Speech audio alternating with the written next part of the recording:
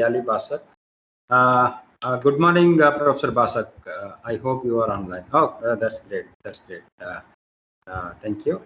And she received her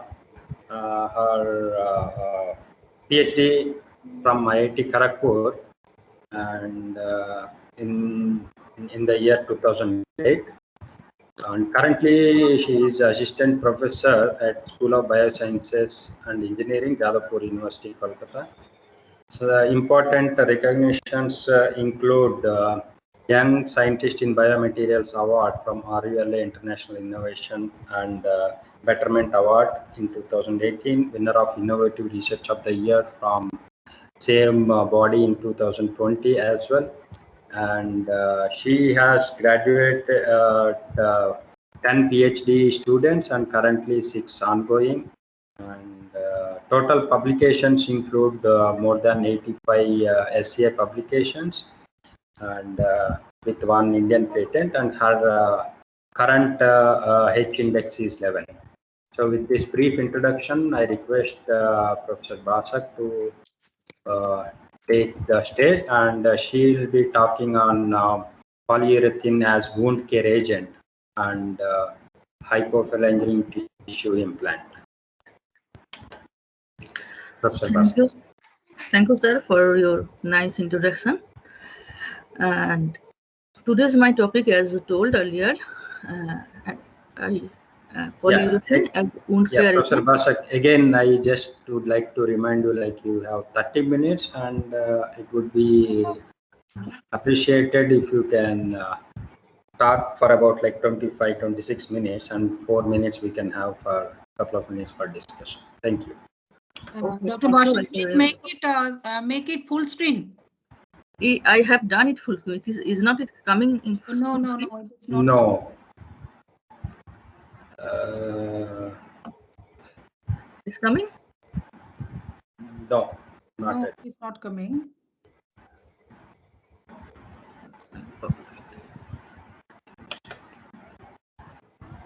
Let me share again.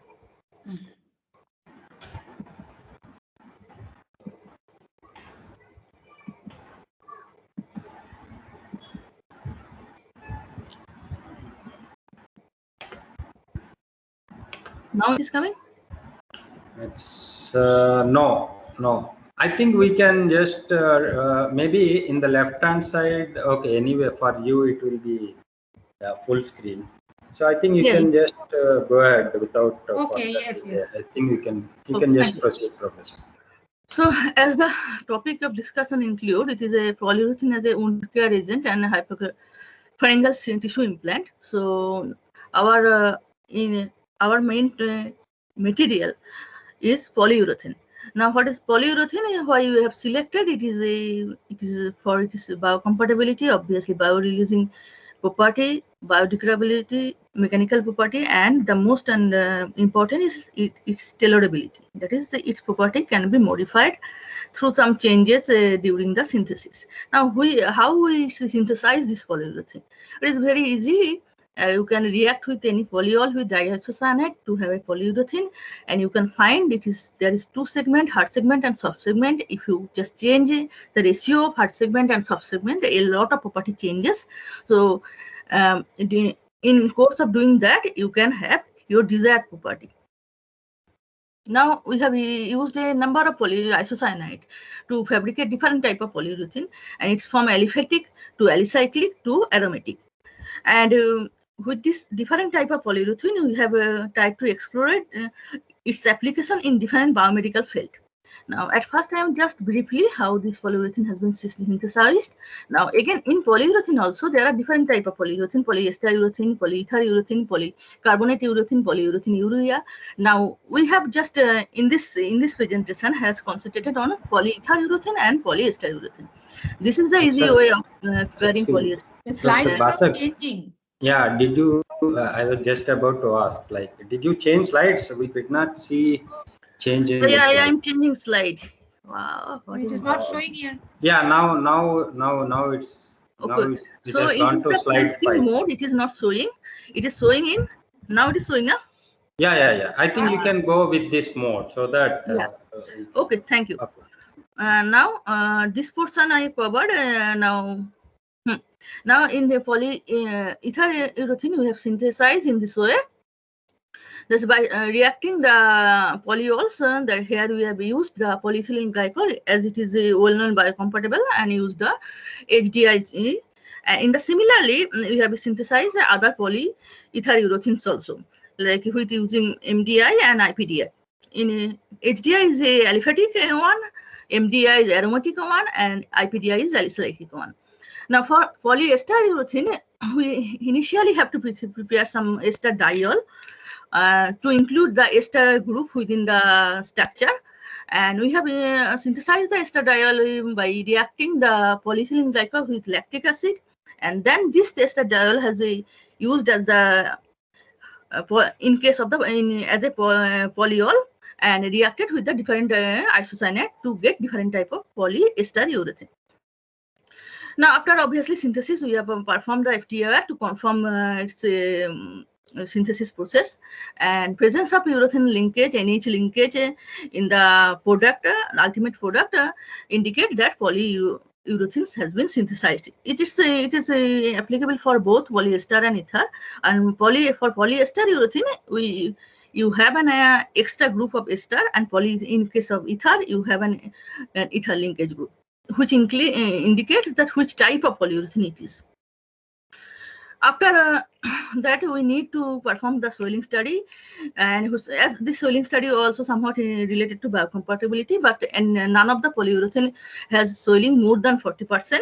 So if required, you need to improvise further to get better swelling. And after that, we have done scanning electron microscopy analysis, and the initial microscopic analysis provided that there is some pores, but these pores are not so much interconnected, so there needs some furthermore modification if you want to use as a wound healing agent. And XRD indicate that all the polyurethanes are amorphous in nature, and there is some amount of obviously percentage of crystallinity present within that matrix.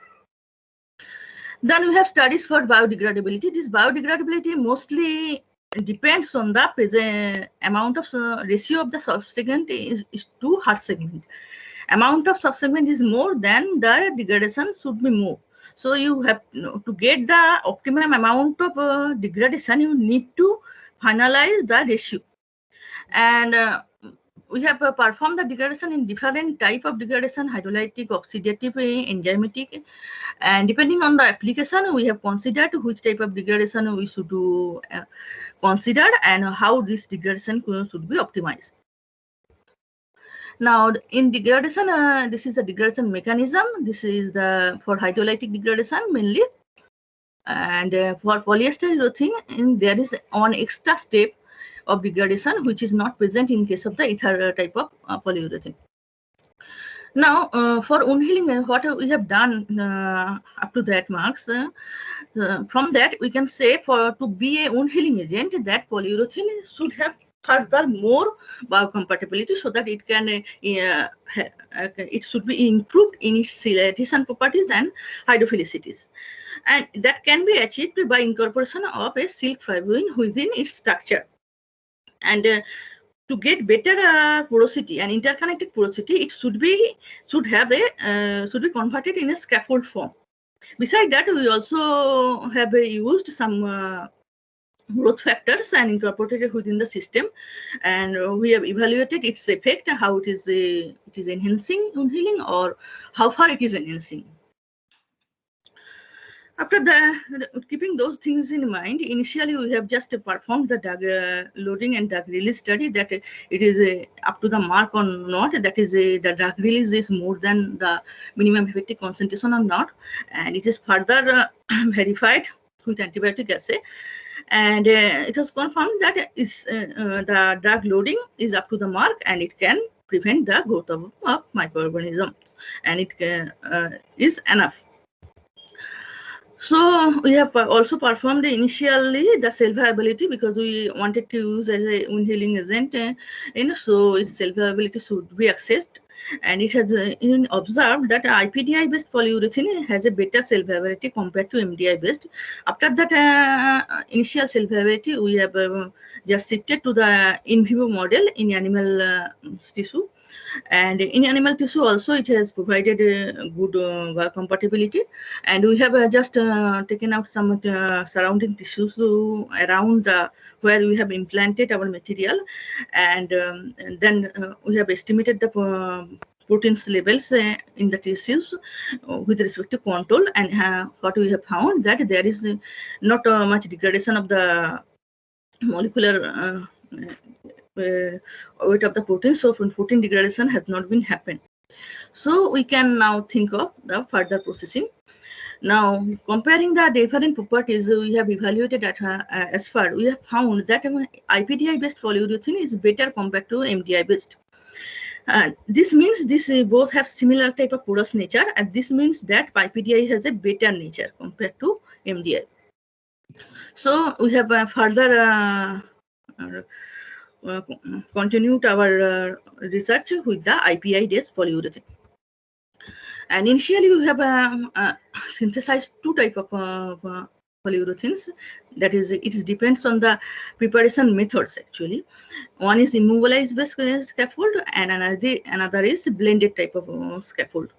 Okay, and this both scaffolds porosity we have again access to the same analysis, and here we have found a better type of porosity and better representation and interconnectivity, and this porosity range also indicate that it will help in skin cell growth. After that, as we have used using silk fibrine, so we have estimated the effect of the silk fibrine also separately. And from that estimation of the effect, what we have found that it has some providing some antimicrobial effect, and it is preventing the adherence of the microbials on its surface. It is also providing some antimicrobial zone. So it itself has some antimicrobial property. So it will also help our in our own wound healing agent. Now we have done again assesses the biocompatibility of the combined system. Previously we have assessed the biocompatibility of the IPDI based polyurethane. Now we have mixed or blended or immobilized silk fibrine within the polyurethane. So that system's biocompatibility again assessed, and here we have used different ratio of the polyurethane to SF to find which ratio is providing us the best biocompatibility. And from the result you can find that when we are using the ratio of 2:9, that is polyurethane is 2 and silk fibrine at 9, then it is providing more than 80% biocompatibility. So we have selected that ratio for the further experiments. Then we have also incorporated the growth factors. So we need to again assess the biocompatibility with loading the growth factor, and with loading the growth factor, it has been observed the biocompatibility has not been compromised, it has been enhanced. We have performed the soiling and hemocompatibility of the system, and it was shown that hemocompatibility of the system is around 10%. So it is you can consider is a hemocompatible material, and soiling has been increased from 40% to up to 60% in some with time. So soiling also has been enhanced. So it indicates that other compatibility property also will be enhanced. Initially, we have performed the in vitro anti-inflammatory response by silk fibrine, and we have estimated the IL-6, IL-8, and IL-10 production. And you can find that with silk fibrine, presence of silk fibrine in immobilized polyurethane scaffold, the IL-6 response has been restored more effectively compared to the control. Obviously, IL-6, IL-8, and IL-10, all the cytokines response has been restored or better and compared to the controls. Then we have performed the wound healing assessment in different using different method. We have performed the Young modulus calculation of the tissue generated and compared with that different with control and different type of polyurethane with growth factor loaded and without loaded, and also in diabetic and non-diabetic animal model. And from the result, we have found that immobilized type of polyurethane, silk-fiber coupled, provide better wound healing properties. And we also have found out the wound strength. Wound strength is nothing but the baking strength required for rupturing the synthesized tissue. So when the baking strength required is more, that is that tissue has been regenerated, has better mechanical property. And in that case also we have found that immobilized variety has given better wound strength. We have also accessed the LDH activity, and there also same type of result we have observed. And here I want to point out for this wound healing assessment and other wound healing activity assay, we have used Acticode TM as one of the control. Acticode TM is already available wound healing agent in the market, and we have just compared the property of our prepared wound healing agent with that of Acticode, where it is performing better or it is up to the mark with the Acticode. And it is the different in vivo wound healing treatment photographs only, and we have taken it in different stage, and from that you can found out that wound healing is better for the animals having the immobilized silk fibrine and polyurethane scaffold.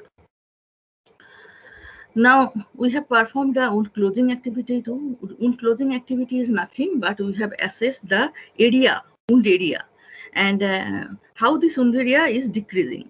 We have just measured the wound area and plotted it against with time for different samples. And here also we have found that immobilized few category of scaffold who have given further better result in case of both diabetic and non-diabetic type of animals.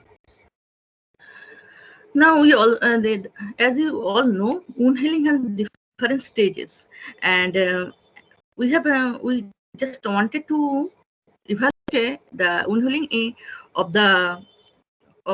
this wound closure agent and in different stages. For that, we have just chosen some marker and chosen some proteins also. Here we have chosen icardin protein, which is gap junction protein, and in this we have estimated the amount of protein for the different type of scaffold and with respect to time. And here also we have found that icardin protein expression is best for the normal type of wound with the few SF immobilized type of scaffold. And in diabetic patient also, it has given its effect, and expression is there, and with use of few SF immobilized, it is giving better expression, but this effect is comparatively more in case of non-diabetic compared to diabetic. We also have assessed the MMP9, which is a matrix degrading protein present in the ECM, and if MMP9 present for a long time, it's indicated some chronic wound and duration effect. And after this, we just found out that MMP9 expression is a list for the variety PUSF immobilized, and it is also observed that this MMP9 expression is not much dependent on the dependent on the diabetic patient. It is not much related for the diabetic type of wound healing. And after that, we have performed that obviously immunohistochemistry of the different type of samples, and from for immunohistochemistry we have chosen four type of markers which are correlated with the 4 stages of the wound healing, that is anti-CD31, COL3, Ki67, and alpha SMA. And for both non-diabetic and diabetic type of wound, we have just assessed these markers and found that its presence is more in case of the immobilized PUSF scaffolds. And after that, we have performed histological staining, and histological staining has been just converted to the histological scores, and from the histological score you can found that our immobilized PUSF with a growth factor incorporated has given almost same or better type of response compared to the Acticoat which is already present in the market. Then we have estimated the serum IL-6, tissue IL-6 response, and here you can find that in some cases our PUSF immobilized have given better response compared to the already available market active wound healing material. So, and this is same for the IL-8 and IL-10 also, and more prominent for the IL-10 itself. And after that,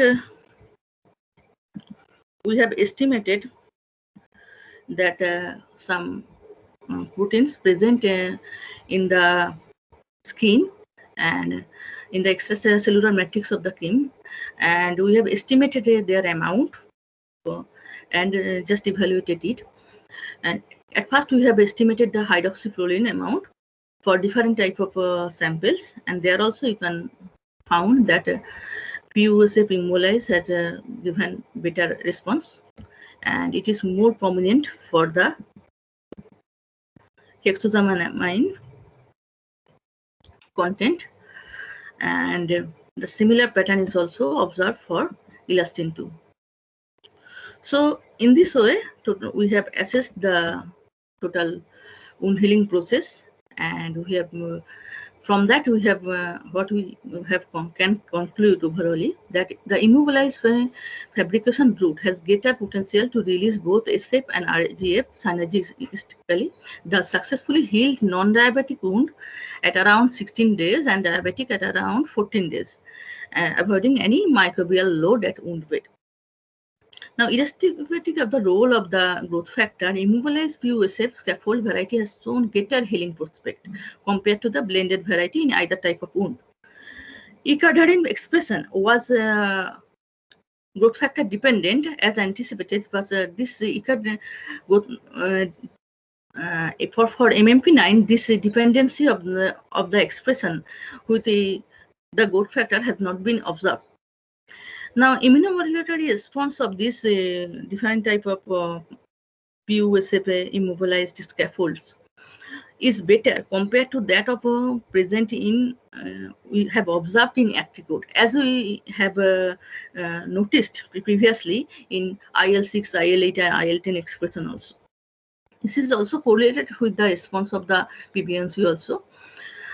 So there is another point to be noted that this PUSF required replacement of only after 7 days, where the commercially available Acticoat required this replacement after 3 days only. So there is also another advantage. So this is all about our this wound healing approach. There is another approach with these polyurethanes, that is the hypopharynx and hypopharyngeal cancer. So in this hypopharyngeal cancer, which is very much prevalent in West Bengal, Bihar, and Jharkhand. There is the tissue loss. So there is the need of the implantation, tissue implantation, soft tissue implantation. For that, we have selected a polyurethane as the material of choice, as the requirement for this type of tissue implant matches with that polyurethane already has. And here we have done some initial preliminary studies to find out whether we can proceed with this approach or not. And initial biocompatibility tests with the HDI based polyester urethane shows that it is a highly biocompatible material with a experimental value about 1% of the hemolysis value, and it's itself give some antibacterial properties so that bacteria do not grow within that material.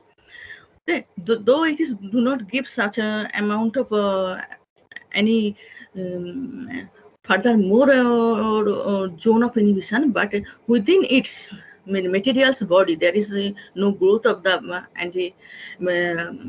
antimicrobials has been observed. Besides that, we have performed the cytotoxicity assay initially on PBMC cell line, and it was found that is highly biocompatible, as you found with respect to the control. It is showing the biocompatibility almost as of that control. We have just furthermore, we have assessed its compatibility in hyperpharyngeal fibroblast culture also. And there also we have found it is very much biocompatible. We have done the immunofluorescence staining and found that with respect to control, our material is providing better cellular response. And here we have again assessed its biocompatibility using MTT assay using the hyperpharyngeal fibroblast cell line. And here we have kept that a already used maize which are commercially available in market as a control, and you can find with respect to that maize our material has almost similar type of biocompatibility. Then as we are wanted to use it as a implant material, so we have assessed its mechanical property, and from this mechanical property you can find the mechanical property somewhat close, but it needs further require further improvement, but it has somewhat related that of the hypopharyngeal tissues mechanical property. Then we have done some in vivo assay to assess the biocompatibility further, and from this in vivo assay also, it was from the histopathological analysis, we have found that this material is quite biocompatible and could be explored further. So with this, we can conclude that this material has somewhat type of properties which matches with that requirement of the hypopharyngeal tissues implant, but there is further scope of improvement, and there is some combination is required to make it further up to the mark for as a hypopharyngeal tissue implant. So this much we have for you today. I think I have well completed within the time. Thank you. Thank you, Professor Basak. You are well within the time. Thank you very much for that, and also excellent talk on wound dressing systems and wound healing systems. And we have a good amount of time here as well, like around 5 minutes for questions and answers. If audience, if you have any questions, you are free to ask. Dr. G, you want to ask? Yes, I have a couple of questions. Yeah. Basak. Actually, polyurethane, you have studied extensively and very extensively actually the wound healing system and as a wound healing material, but is it biodegradable? Yeah, it depends. If you using polyester urethane, polyether urethane, it is biodegradable. If you using polycarbonate urethane or polyurethane urea, it is not biodegradable. Okay, so you are using the biodegradable counterpart, isn't it? Yeah, biodegradable one. Okay, and like you are combining. So we have not matched the biodegradability with the tissue integration. That is, rate of tissue integration is equal to biodegradability. That too we have till now. Yeah, good afternoon, ma'am. Yeah, tell me. Yes, that's what Hello. Yes. That's what was my question. Like it is what I understand. It is not. It is not biodegradable. So, No, it is biodegradable, but okay. the rate of degradation of that matrix. There is I some rate. understand. I understand what you have already told. Okay. And Which project, ma'am? it is with silk fibroin combination. What is the purpose of combining silk fibroin with it? That to increase its biocompatibility further, to increase the cell adhesion, the hemocompatibility, the hydrophilicity. Okay. Polyethylene has a very good mechanical property and other property, but biocompatibility is somewhat it need to improvement, because it's you find that swelling is only below 40%. So we need to improve that. With the increase of swelling, the biocompatibility also increases, which also has been actually we found in our experiment result. Okay. So okay. And okay, so you have, and how you're using it in the wounds, like you have mentioned about diabetic wound. Now, diabetic wounds are very deep also in certain stages. So how you're using it? As a wound cover within the above the wound. Okay, so it is a scaffold, no? It is a scaffold. As a wound cover. So are you using any drug through which to be released from the scaffold into the wound or something like that? No. There are some tests where we have used drug, but the last results which I've shown in the animal model, we have not used drug. We use some growth factor, incorporated some growth factor within that, but did not use some drug. But you can use the drug. It may further enhance the wound healing rate. But we have not used the drug in those models. But you can use. Yes, because the diabetic wounds require tissue healing and regeneration, etc. No, like it's a very long time. So just by covering the wound does not serve the purpose. So the silk fibroin has some immunomodulatory effect. Actually, it is already known. And immunomodulatory effect. It has, as we have incorporated silk fibroin, it help us to restore the cytokines levels, and that is the main thing to get that better in wound healing. Okay, so there is a mechanism, and in the wound healing cascade, it is because silk fibroin is releasing from the matrix. Okay. It is getting. It is also releasing from the matrix. So instead of the drug, we are just using this 2-1. But you can incorporate again that there is another possibility, the drugs along with that also. That can also further enhance. Okay. Thank you for your excellent talk. Thank you, Professor Basak. So we will take a snack.